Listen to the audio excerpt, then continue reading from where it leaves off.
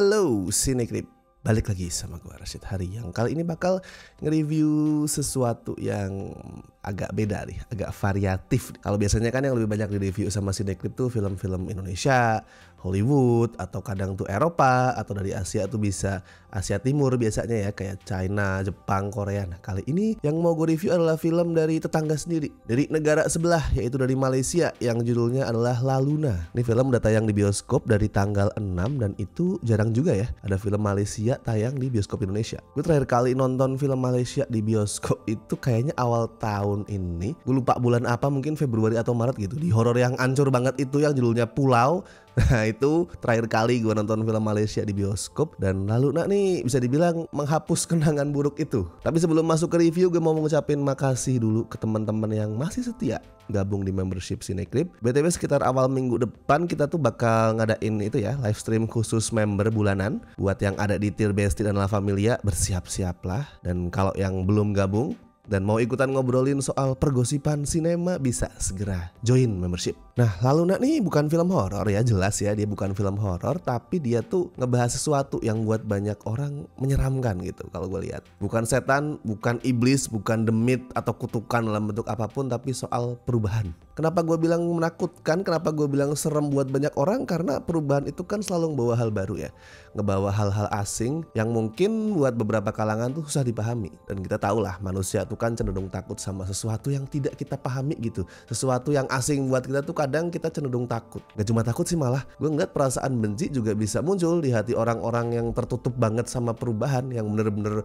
pikirannya tuh sangat-sangat pendek dan tertutup. Dan terus biasanya mereka yang takut dan benci sama perubahan itu cenderung nerapin kontrol yang berlebihan. Karena mereka takut ada perubahan, ada hal baru, jadi mereka nerapin kontrol yang ketat banget biar semua itu tetap seperti apa adanya. Termasuk di Beras Basah yang jadi setting La Luna ini, itu adalah sebuah kampung konservatif yang nerapin aturan agama super ketat. Di sana tuh produk apapun yang nampilin cewek berpakaian terbuka langsung kena sensor. Misal ada majalah yang sampulnya itu ada model cewek yang nggak nutup aurat, ya langsung diwarnain pakai spidol hitam biar kelihatan kayak mereka tuh pakai jilbab. Tapi bukan berarti warga di Beras Basah tuh super alim, karena sebenarnya mereka juga banyak yang nggak nyaman sama aturan seketat itu. Masalahnya mereka tuh terpaksa nurut karena takut sama si kepala desa yang namanya Tok Hasan. Tok Hasan nih sosok pemimpin yang represif banget. Semua yang dia nggak suka langsung disikat. Misal pas si Azura, anaknya Salihin, si kepala polisi setempat tuh mau nyebarin petisi buat ngubah peraturan kolor di kampung, Tok Hasan langsung geledah tas dia, terus nyita petisi dia. Intinya di Beras Basah itu nggak ada kebebasan dan privasi lah. Sampai suatu ketika datanglah Hani, seorang perempuan yang berani ngebuka toko pakaian dalam yang dia kasih nama La Luna. Jelas tentu saja si Tok Hasan menentang keras pembukaan toko itu, dan dari situlah naskah yang dibikin sama sutradaranya sendiri, M. Raifan Halim tuh mulai ngeksplorasi soal ketakutan yang gue bilang tadi. Karakter Tok Hasan ini takut sama perubahan dalam bentuk apapun. Bahkan di saat perubahan itu ngedatengin kebahagiaan buat masyarakatnya. Pas tokonya Hani bisa ngebangkitin lagi api asmara yang udah mulai padam di pasutri Beras Basah, dan itu bikin para pasutri itu happy, Tok Hasan takut. Terus pas murid dia, Ustadz Fauzi tuh pengen bikin khotbah yang lebih ringan, yang lebih fun, biar para jamaah tuh nggak bosen, nggak ngantuk. Tok Hasan juga takut. Menurut dia, ngapain khotbah itu diisi lawakan? Khotbah ya udah isinya adalah ceramah agama. Dia takut sama perubahan itu. Padahal yang request untuk bikin khotbahnya lebih fun ya para jemaah.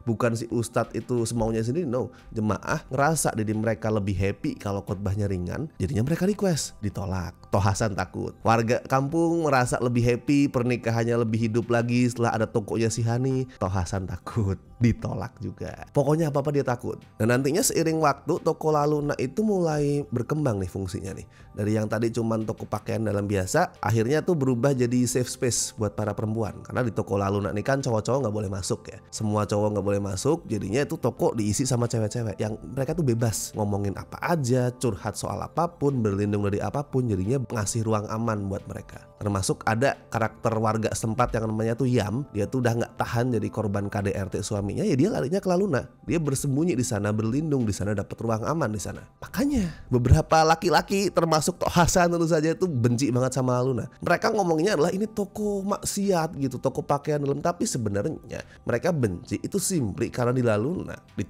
toko yang nggak boleh dimasukin laki-laki itu, mereka nggak lagi bisa ngontrol, ngerasa terancam lah maskulinitas mereka tuh. Ya kalau denger dari beberapa deskripsi gue, mungkin isunya emang kedengeran berat ya, dan emang ya isunya berat, isunya serius, tapi presentasi filmnya nih ringan banget loh, sangat-sangat ringan. Ada romance juga misalkan antara Hani dan Salihin yang dibungkus ala-ala screwball komedi yang fun karena dua aktornya nih jago banget tektokannya, asik banget. Jujur gue sempat khawatir sih romance mereka tuh bakal ngerusak pesan empowerment filmnya. Apalagi pasti Salihin datang buat nolongin Hani karena rumahnya kemasukan ular. Gue sempet seuzon nih, wah jadi klise nih filmnya, jadi bakal ngomongin soal cowok jantan yang nolongin cewek yang gak berdaya nih. Tapi ternyata part itu malah jadi satu lagi cara filmnya buat nyindir maskulinitas. Tapi gue akuin La Luna nih emang belum sempurna sih, masih ada beberapa kekurangan. Tapi menariknya gini nih, tiap di filmnya itu ada kekurangan yang nongol, nggak lama kemudian langsung ada kelebihan lain tuh yang muncul terus nutupin kekurangan tadi. Jadinya impas, balance gitu. Misal soal karakter Tok Hasan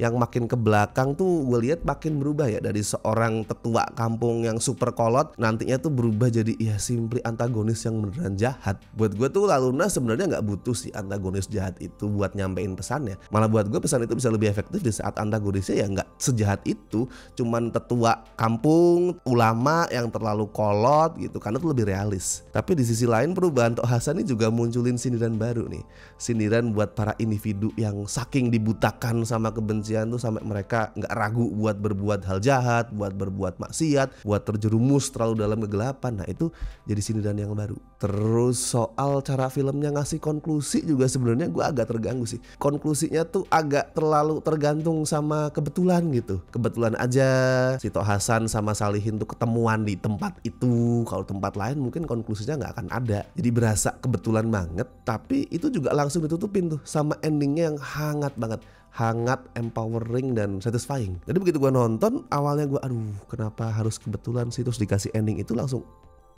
fine, gue gak mempermasalahkan tuh lagi karena gue tersentuh sama endingnya. Bagus La Luna ini. Kalau skor ya bisa lah gue kasih 8 dari 10. Ini salah satu kejutan paling menyenangkan di tahun 2023 buat gue. Tapi jangan sampai salah tangkap ya, La Luna ini sama sekali gak berniat buat menggugat atau menyepelekan nilai agama tuh enggak. Pesan filmnya tuh sesederhana terbukalah pada perubahan, itu doang. Mau lu orang alim, mau lu orang yang maksiat terus, ya terbukalah pada perubahan. Soal cepat atau lambat tuh perubahan pasti ada. Kalau nggak bisa menerima perubahan, lu akan tersiksa sendiri, lu akan tertinggal sendiri. Mau itu perubahan gede kayak yang terjadi di Kampung Beras Basah, atau perubahan kecil kayak pasti Salihin tuh mesti merelakan, menerima anaknya tuh udah mulai dewasa, udah masuk usia remaja, udah mulai pacaran, udah mulai menentang bapaknya, udah mandiri. Nah itu kan juga bentuk perubahan. Jadi intinya tuh perubahan selalu bakal datang, ada di semua lini kehidupan di sekitar lu lah, mau itu gede mau itu kecil. Jadi ya diterima. Jangan langsung lu takut, jangan langsung lu mentahin perubahan itu. Oke, buat yang udah nonton La Luna bisa juga tulisin review lu, opini lu, pendapat lu soal filmnya di kolom komentar. Silakan bebas berpendapat apapun di sana, oke? Dan seperti biasa gue ingetin, jangan lupa like video ini, subscribe Cinecrip, dan misal pengen ngebantu kami dengan kasih donasi seikhlasnya, ada berbagai cara, dari Super Thanks, Saweria, dan juga join membership. Mau itu di tier Sobat, Basic, La Familia, bebas. Oke, kalau gitu gue Rashid Haris, sampai ketemu di review-review berikutnya.